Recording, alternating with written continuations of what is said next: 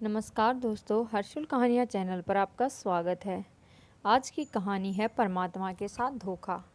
परमात्मा कबीर जी ने कंजूस व्यक्ति की नीयत बताई है कि 2 नंबर का कार्य करके यानी चोरी रिश्वत लेकर हेरा फेरी करके मिलावट करके धन तो करोड़ों का प्राप्त करता है और दान 1.25 रुपया करता है। जैसे चोरी तो अपहरण जितने लोहे की करता है, अपहरण मतलब लुहार कारीगरों के पास होता है जिसका लोहा 30 या 40 किलोग्राम भार का होता है, उतना दान करता है। लेकिन सुई जितना लोहे की कीमत का है, उसी धर्म कर्म को मूर्ख इतना अधिक मानता है कि परमात्मा मेरे को स्वर्ग में ले जाने के लिए विमान भेजेगा। जब मनोकामना पूर्ण नहीं होती है तो वह कंजूस विचार करता है कि परमात्मा ने विमान भेजने में देरी क्यों कर रखी है। परमेश्वर कबीर जी ने ऐसे धर्म के कार्यों पर कहा है कि परमात्मा के साथ धोखा।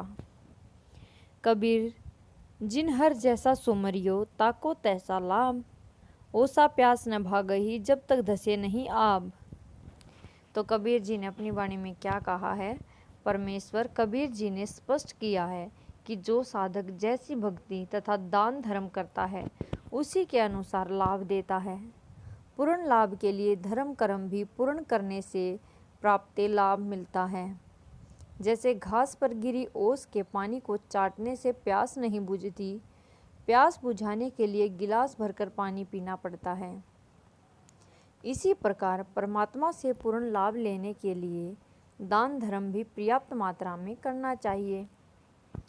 तो इसी कहानी को लेकर उन्होंने एक उदाहरण दिया है कि कैसे क्या होता है, उसे कहानी के द्वारा बताया है। एक कंजूस व्यक्ति की दूध वाली भैंस गुम हो गई।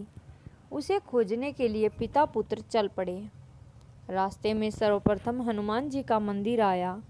पिताजी ने मूर्ति के सामने संकल्प किया कि हे बजरंगबली, आपने तो 7 समुंदर पार सीता माता की खोज कर दी थी। आपके लिए हमारी भैंस की खोज करना कौन सा कठिन कार्य है।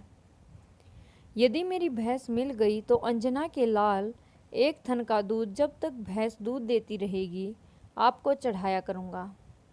कृपया ध्यान देना, शीघ्र करना। यह संकल्प पुत्र भी सुन रहा था। परमात्मा के साथ धोखा आगे गए तो रास्ते में शिवजी का मंदिर था। वहाँ उसने कहा कि भैंस मिल गई तो 1 थन का दूध शिवजी को चढ़ाने का वायदा किया। आगे गए तो रास्ते में श्री कृष्ण का मंदिर था। 1 थन का दूध उसके लिए बोल दिया।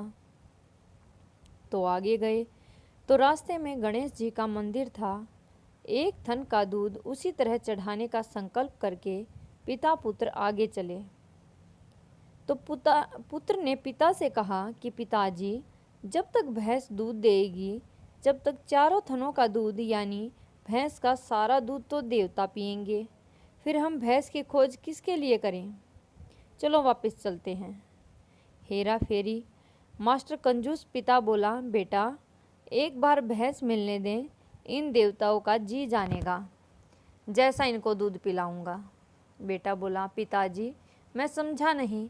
पिता बोला कि भैंस मिलने के बाद 2 गिलास दूध और उसमें 2 गिलास पानी मिलाकर एक दिन एक गिलास चारों देवताओं को चढ़ाकर कह दूंगा, देवता जी आपका धन्यवाद, आपने भैंस मिला दी, परंतु मैं भी बाल बच्चेदार हूँ, मेरे से आपकी पूजा में इतना ही दूध पुगता है, यानी मेरी वित्तीय स्थिति इतना ही दूध चढ़ाने की है, आगे नहीं चढ़ा पाऊँगा, माफ़ करना। आप सबको दूध पिलाने वाले हो, आपको दूध की क्या आवश्यकता है। भैंस मिल गई, यही पूजा की गई। परमात्मा के साथ धोखा। परमेश्वर कबीर जी बताना चाहते हैं कि तत्व ज्ञान न होने के कारण भक्त की नीयत साफ नहीं हो सकती, जिस कारण से वह सांसारिक क्षेत्र में तो हेरा फेरी करता ही है, परमात्मा को भी नहीं छोड़ता। यह अंधभक्ति है जो शास्त्र के विरुद्ध है, जिसे करने से कोई लाभ नहीं होने वाला, जिसे जीव की मानसिकता का विकास नहीं हो सकता। इसलिए हम इस कहानी को परमात्मा के साथ धोखा कहेंगे। तो दोस्तों, यह कबीर जी की वाणी थी जो एक उदाहरण के द्वारा भक्ति का मार्ग समझाया है। आपको अच्छी लगे तो चैनल को लाइक शेयर सब्सक्राइब करना। कहानियाँ अच्छी लग रही है तो प्लीज़ दोस्तों सपोर्ट करना। आपके सपोर्ट की बहुत ज़्यादा ज़रूरत है। धन्यवाद दोस्तों।